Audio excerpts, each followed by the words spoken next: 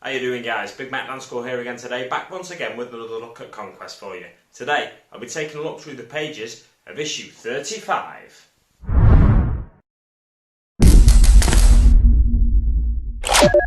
Before we get started, guys, I just want to say, for this issue, or for this episode rather, of my Conquest video series, I'm going to be going back to the old method of holding the magazine up.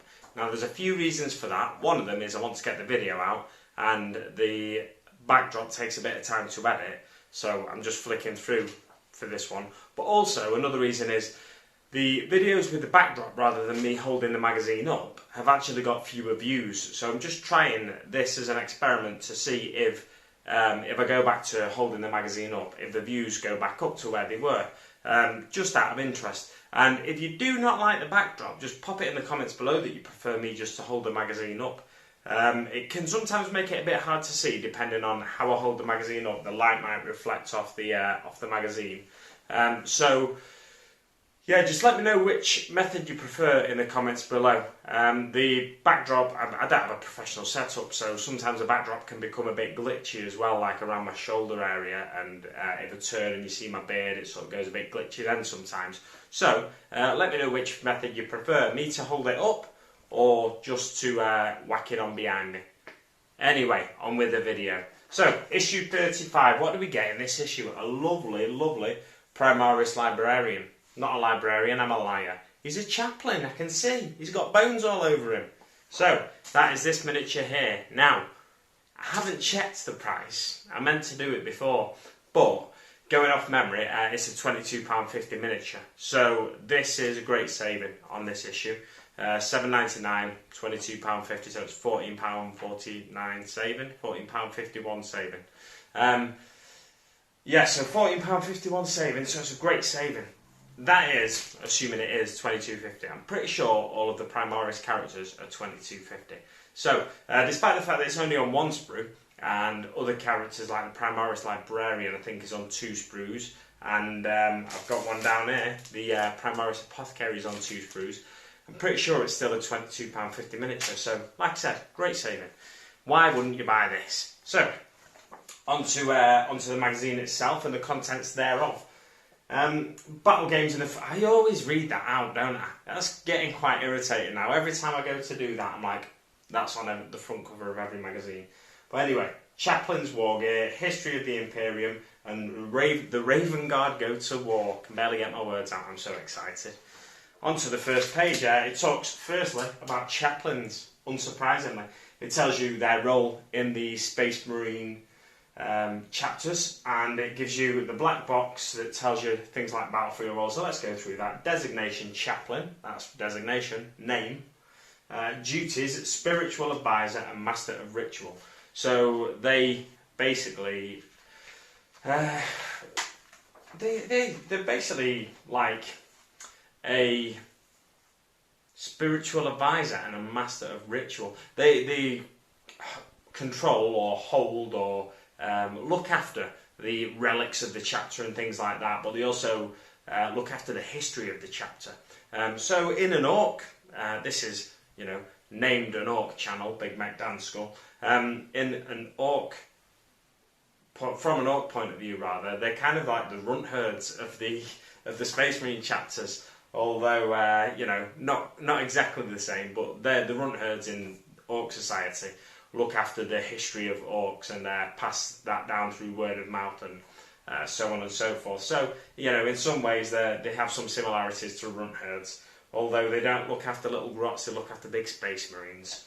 And battlefield role, inspirational leader. So, basically, they're someone who likes to lead by example.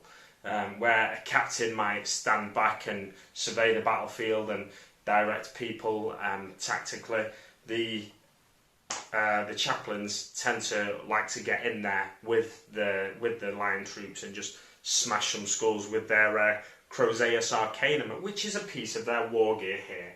The skull helm is another piece of the war gear, and the Absolver bolt pistol, which I think is the same bolt pistol that the Apothecary has, and possibly the Librarian as well. The Primaris Apothecary and Primaris Librarian. So, onto the next page. Wow, I spent a long time on that page. So the next page just gives us plenty more information about the chaplains and the chapter cults. While Space Marine chapters often offer praise and devotion to the Emperor of Mankind, they do not worship him as a god, which is interesting because I think I've kind of lost the law somewhere along the line, because that was what I initially thought. But then in recent years, I think I've been reading so many Horus Heresy books and stuff like that I've forgotten some of the 41st millennium lore. I'm, more immersed in the 31st millennium's lore. So 10,000 years later, I've forgotten that the Space Marines don't necessarily worship the Emperor as a god, although there are some chapters that do, like the Black Templars are prime amongst them. They don't worship the Emperor as a god, but they worship the relics of their own chapter and the storied histories of their own chapter, and that's what the chaplains are in charge of.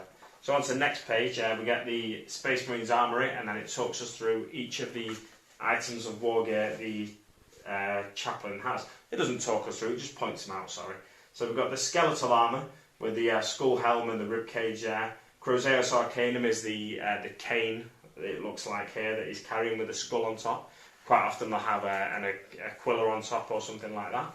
We've got the Holy Reliquaries, which dangle from the chain around his waist, and Tome of Litanies, which is the book on his hip, and the Absolver Bolt Pistol, as I said on the previous page.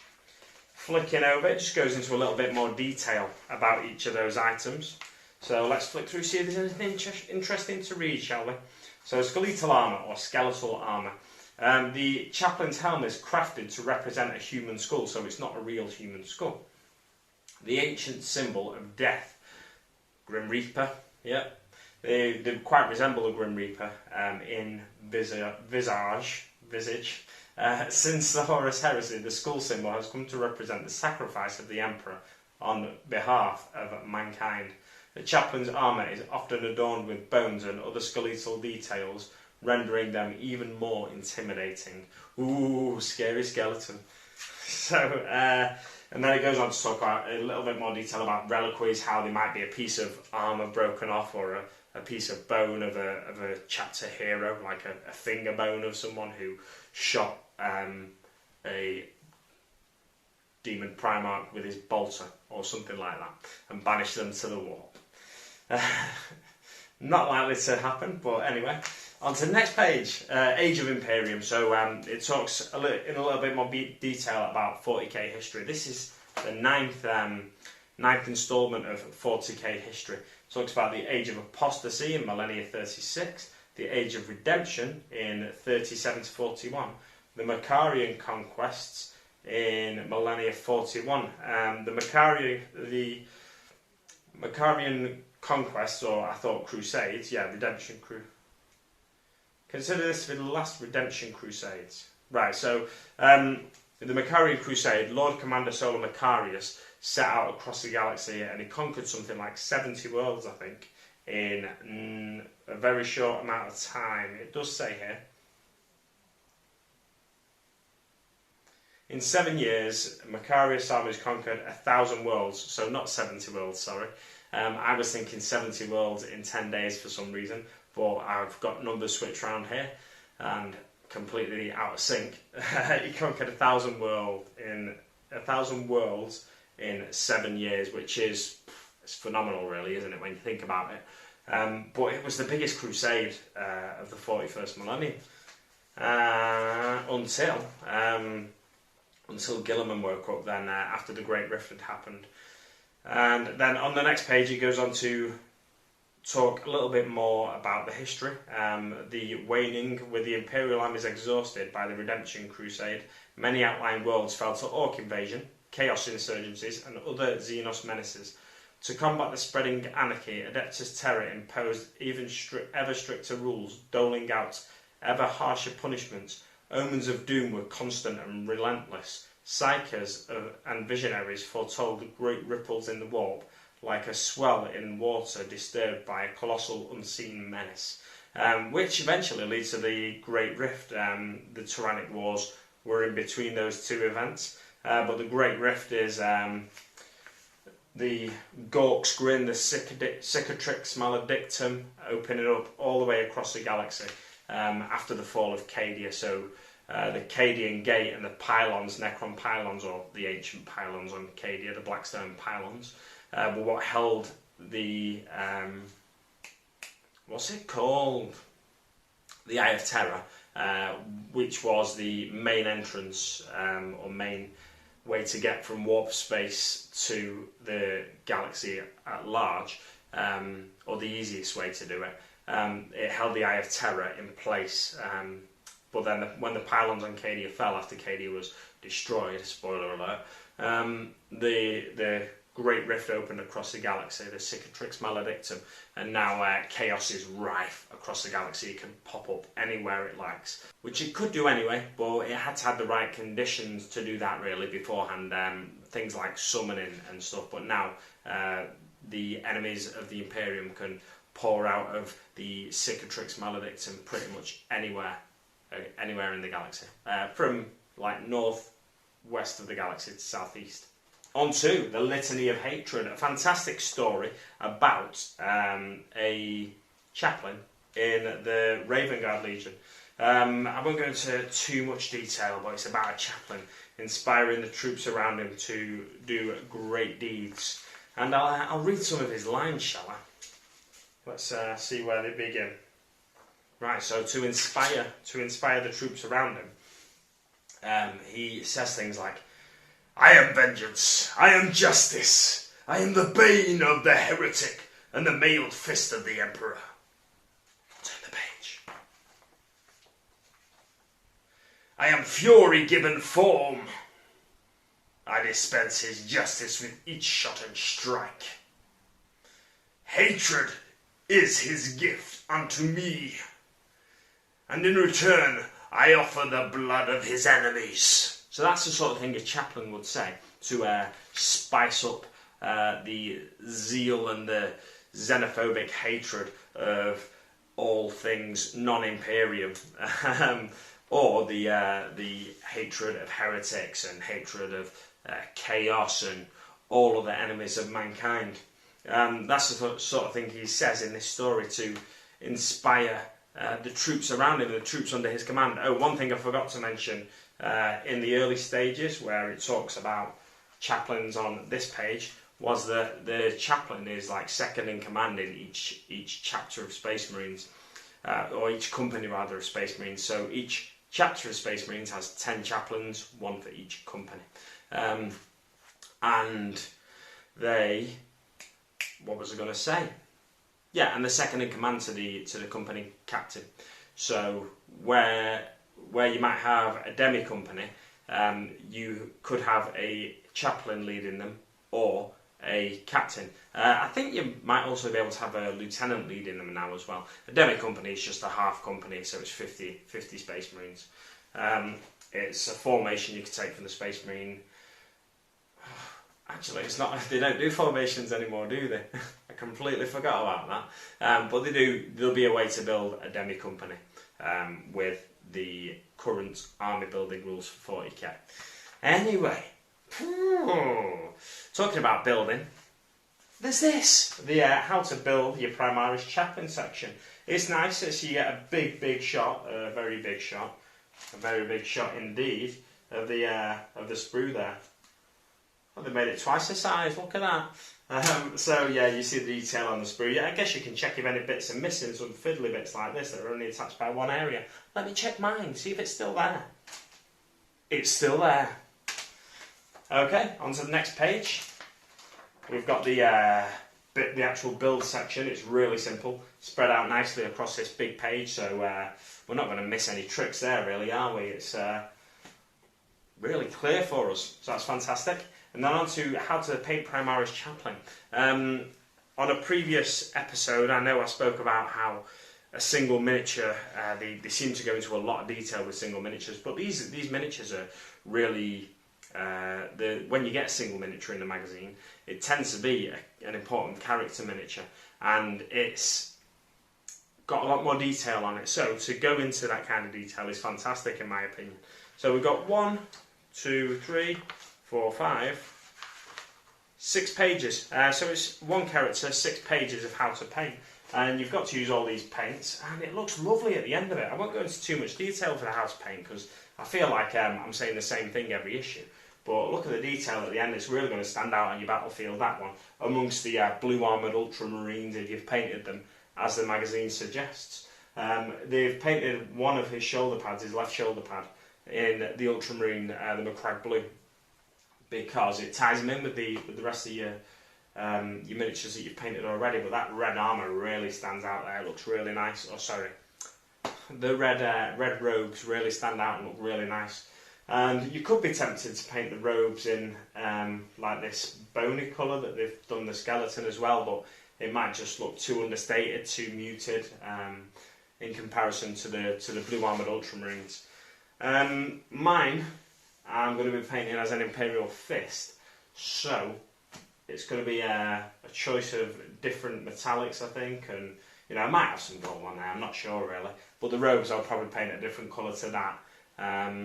I might paint my robes black or like a dark brown leather or something like that, we'll see. It'll be a while before I get to it, because I've hardly painted any of the Space Marines from this so far. I've hardly painted any of the miniatures at all. I can see, I'm looking at some of the Death Guard miniatures there that are all primed and ready to go, but I've just not had the motivation to paint them at the minute. I really need to get a load of the miniatures done, so then I can eventually start going week to week with them. That was always the plan from the start, but then I failed at it miserably, as I often do. A sacred defence. So in this mission, they want you to defend a shrine on your battle map that you've had for a while that you didn't know the shrine was there on. But the shrine is handily represented by this section of the map that has a couple of aquillas on it. Aquila, the double-headed eagle that's here in this blue section here. So it's a really nice little battle report, this one, because the Space Marine player only has 2 units at the start. They have the chaplain and a squad of 5 reavers, and then from reserve come on 5 intercessors, Primaris Librarian and 3 Hellblasters. And the Death Guard get a lot more miniatures, but they have to come in from the opposite battle edge. So the Death Guard come in from this battle edge, Space Marines are defending this zone here. They get 5 Plague Marines, 12 Poxwalkers, not Poxwatchers, a Noxious Blightbringer, Biologist Putrefier, and the Mephitic Blighthauler. The Noxious Blightbringer, if I remember rightly, is the one with the bell, and that gives them increased speed in their movement phase, so they could get across that battlefield pretty quickly, I'd say. You might think, oh, the Poxwalkers only move 4 inches, but if you're advancing as well, then you can move them across much quicker with the Noxious Blightbringer there to help them along. And then for deployment, as I said, the Death Guard coming from one side, the Space Marines are defending the other side. But what about the rest of the Space Marines? Well, they come in from this side. Every turn, you can choose which turn they come in from, which I think is... I'd try it, personally, I'd try it for the Space Marines at least, that you roll for them to come in on each turn, and let's say in the first turn you have to roll a 6 to come in the second turn it's a 5 or a 6, in the third turn it's a 4, 5 or 6, in the fourth turn it's a 3, 4, 5 or 6, and in the final turn they come in automatically. The battle lasts 5 rounds. I may have given that away just there. But both armies gain 1 victory point for each enemy unit eliminated. The first player to eliminate an enemy unit gets 1 extra victory point. Both armies gain 1 victory point for each unit that ends the game in Deployment Zone A. So it's all about getting your units into this deployment zone. It's just said each unit that ends a game in Deployment Zone A. It doesn't say each whole unit. So even if you just get 1 Poxwalker in there of your 12, then that's they'll get the victory point, which is nice. You, as a Space Marine player, you're going to be doing a lot of sitting and defending. You want as many units in that zone as possible to make it harder for the Death Guard to get in there. You could even defend just on the edge of the deployment zone in the hope that the Death Guard units will charge you and won't be able to consolidate into that Zone A. You know, there's some dodgy tactics to be had, but it's a bit cheesy doing it like that, isn't it? It's better to try and eliminate the enemy before they can get to the deployment zone, I'd say. Okay, onto the Primaris Chaplain rules. Let's talk you through them. Ooh, lovely bit of artwork there of the Chaplain. We've seen that in colour on previous pages. So the Primaris Chaplain's movement is 6 inches. Weapon skill, ballistic skill, weapon skill is really good at 2+. Ballistic skill is your Space Marine standard of 3+. Other characteristics to note: 5 wounds and leadership of 10. That's important for later. He's got the 3-up power armor save, which we typically see for Space Marines. The Absolver bolt pistol is a 16-inch pistol, which is all these heavy bolt pistols you see on Space Marines, I think, are all 16 inches. So the ones that Reavers carry as well. It's a strength 5 weapon with an AP of -1, so that's pretty good, especially against power armoured units like Death Guard. The Crusaeus Arcanum is a melee weapon, his cane. It gives you a +1 to the character's strength, so it becomes strength 5 when he's attacking with it, when he gets 4 attacks as well, by the way, so that's decent. It's an AP of -1 and does 2 damage, which is very handy against enemy characters, I'd say. And he carries frag and crack grenades as well. He also has the abilities And They Shall Know No Fear, Codex Discipline, Litanies of Hate, which is a chaplain specific ability.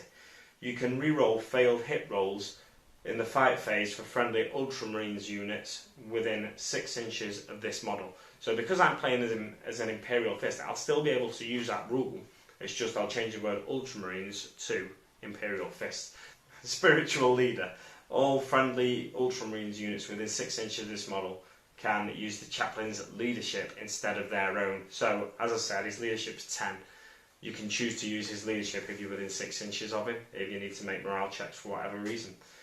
His Rosarius, which is a piece of his war gear, the model gives him a 4+ invuln save, so it's like an Aquila on a chain basically, and it radiates like this magnetic field that's hard for the enemy to get through, and it gives him an invulnerable save, which is fantastic. So the worst you're going to be making a saving throw on is a 4-up instead of a 3-up. Okay, that's it for this issue really. So let's flick to the back page, shall we? Next week we are getting 3 paints, which is better value than $7.99, I'll tell you that for nothing. One of the paints is a wash, so that's like just under £5 or something now. They've recently put the paint prices up. I've mentioned that on previous videos, I think, but just to remind you. So that makes it, you know, a £10 issue quite easily. And then on to issue 37, when we're getting Rise of Pattern Ruins. So we get some Rise of Pattern Ruins on issue 37. More terrain for the battlefield. It's going to make that battle map look fantastic. What else are we getting in that issue? Well, we're getting Space Marine fleets, information about Space Marine fleets, Death Guard sorcerers, and a playmat landing pad. What amazing! I'm wondering if that's going to be a whole playmat or just like a, you know, an A4 size landing pad that you can just place on the battlefield. That'd be interesting to see if they ever introduced any 2D terrain that you can just place on the battlefield to change the look of your battlefield. But I think we are due another playmat soon, so I imagine it's an entire playmat. And I'm wondering if it's going to be the same size as this one we've got, if it's going to be a different size, or if it's going to be if we're going to be able to line it up with this one or the previous one that we had.